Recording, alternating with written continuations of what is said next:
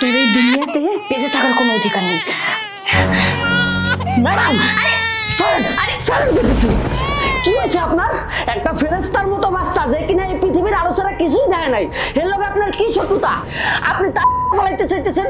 কি ক্ষতি করছে আপনার? একদম চুপ। আমার মুখে মুখে কথা বলছিস?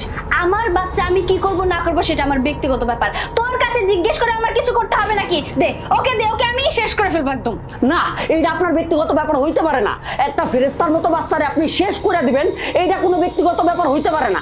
আর কিসের ব্যক্তিগত ব্যাপার করতেছেন? এখানে আমার স্যারেরও হক আছে, এটা আমার ছোট সাহেব। আপনি আমার সামনে আমার ছোট সাহেবকে শেষ করতে পারবেন না। একদম চুপ কর। ও আমার বাচ্চা, ওকে আমি জন্ম দিয়েছি, তাই ওকে শেষ করার অধিকারটাও আমার আছে। ভালোই ভালোই বলছি, আমার বাচ্চা আমাকে দিয়ে দে, নাহলে কিন্তু এর ফল খুব খারাপ হবে। আপনি জন্ম দিয়েছেন বিদায় যে আপনি শেষ করে ফেলাইতে পারবেন, এটা কোন হাদিসে আছে? জন্ম দেওয়ার মালিক আল্লাহ আর নিয়ে যাওয়ার মালিক আল্লাহ। আপনার হাতে কোনো ক্ষমতা নাই। আর আপনি আমার সামনে আমার বড় সাহেবের সম্পদ মানে আমার ছোট সাহেবরে আপনি শেষ করে ফেলাইবেন, এইটা আমি কখনোই হইতে দেব না। আমি বাইসা থাকতে এটা হইতে দেব না।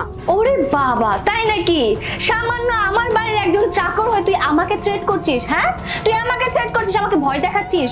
শোন, আমি তো বললামই তোকে যে আমার বাচ্চা আমি কি করব না করব সেটা আমার ব্যক্তিগত ব্যাপার। তোর এই কথাতে না আমি একদম ভয় পাচ্ছি না। আমার বাচ্চা আমাকে দিয়ে দে।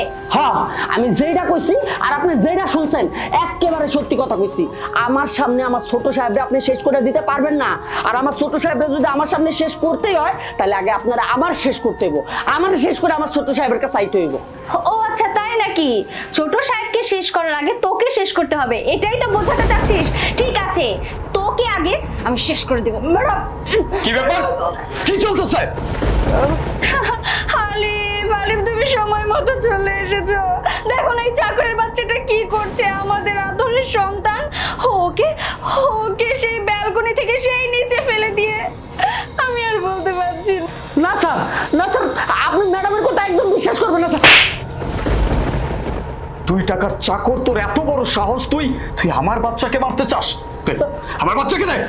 স্যার বিশ্বাস করেন, ম্যাডাম আপনার যে কথাগুলো কইতাছে সম্পূর্ণ বানায় কইতাছে। ছোট সাহেবের সাথে আমার কি এমন ছোটটা যে তারে আমি বারান্দা থেকে ফালায় শেষ করে দিতে চাবো? চুপ, একদম চুপ। আর একটাও মিথ্যা কথা বলবি না। আমার ওয়াইফ আমার কাছে মিথ্যা কথা বলতেছে? আমার ওয়াইফ আমার কাছে মিথ্যা বলবে? ম্যাডাম আপনার যা কইতাছে সম্পূর্ণ বানায় কইতাছে স্যার, আপনি বিশ্বাস করেন। আলিফ, তুমি বিশ্বাস করো আমার কথাটা, তুমি বিশ্বাস করো।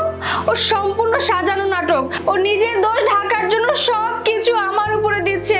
ও অযথাই আমাকে মিথ্যা ব্লেম দিচ্ছে। বিশ্বাস করো, আমি কি আমার নিজের সন্তানকে মারতে যাবো? এটা কখনো হয়? এক্স্যাক্টলি, একদম ঠিক কথা বলছো।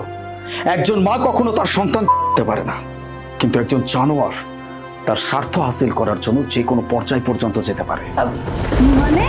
মানে ওয়েট আ মিনিট। সি,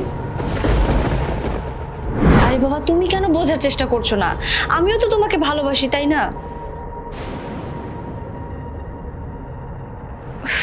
দেখো, এটা আমার কোনো দোষ নেই, এটা ভুলবশত কোনো না কোনো ভাবে হয়ে গেছে। আমি এখন খুব ভালোভাবে বুঝতে পারছি যে এই বাচ্চাটাই হচ্ছে আমাদের দুইজনের পথের কাঁটা। তাই যেভাবেই হোক এই বাচ্চাটাকে এই পৃথিবী থেকে সরিয়ে দিতে হবে, আর তারই ব্যবস্থা আমি করব। ঠিক আছে, তুমি রাখো, আমি খুব তাড়াতাড়ি তোমাকে একটা সুসংবাদ দিব। আল্লাহ হাফেজ।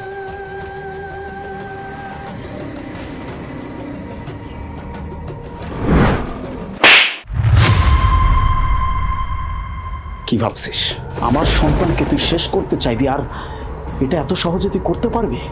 এই উপরে একজন আছে, এটা একটা ফেরেশতা।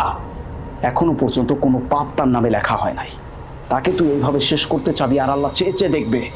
এটা কখনো হইতে পারে না। তোর কত বড় সাহস, তুই আমার সন্তানকে শেষ করতে চাস? কি দরকার ছিল? হ্যাঁ, কি দরকার ছিল? আমার সাথে সংসার করতে পারবি না, আমাকে বিয়ে করতে চাস না, তোর প্রেমিকের সাথে সংসার করতে চাস, তাকে বিয়ে করতে চাস।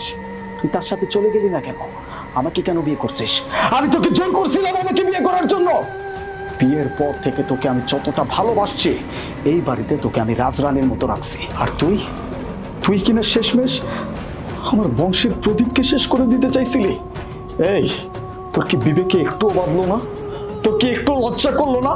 তোর কি বুকে একটু টান লাগলো না?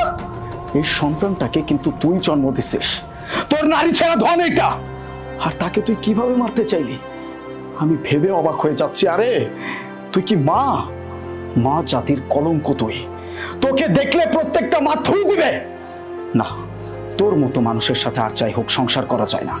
এখনো পর্যন্ত শুধুমাত্র আমি তোকে একটা থাপ্পড় দিয়ে চুপ করে আছি। কেন জানিস? এই সন্তানটাকে তুই জন্ম দিছিস, এই সন্তানের মা তুই। এই জন্য এতটুকু সম্মান আমি তোকে এখনো পর্যন্ত দেখাচ্ছি। আর তোকে ভালোবাসি এই জন্য, নয়তো এখানে তোকে আমি গলার চাপ দিয়ে শেষ করে ফেলতাম। দাঁড়াইছিস কেন এখানে? তোর মতো মেয়ের সাথে আজকের পর থেকে আমার কোনো সম্পর্ক নাই। আমি তোকে ডিভোর্স দিব। আজকের পর থেকে তোর সাথে আমার যে বিয়ের সম্পর্কটা ছিল সেটা শেষ। এই মুহূর্তে আমার বাড়ি থেকে বের হবে, আর এক মুহূর্তে এখানে দাঁড়াই থাকবি। আমি কিন্তু এখানে তোকে জ্যান্ত পুঁতে ফেলবো। বেরো, বেরো। ও জানি ম্যাডাম আপনি অনেক ভালোবাসে, কিন্তু বিশ্বাস করেন আল্লাহ যা করে ভালো হলে করে।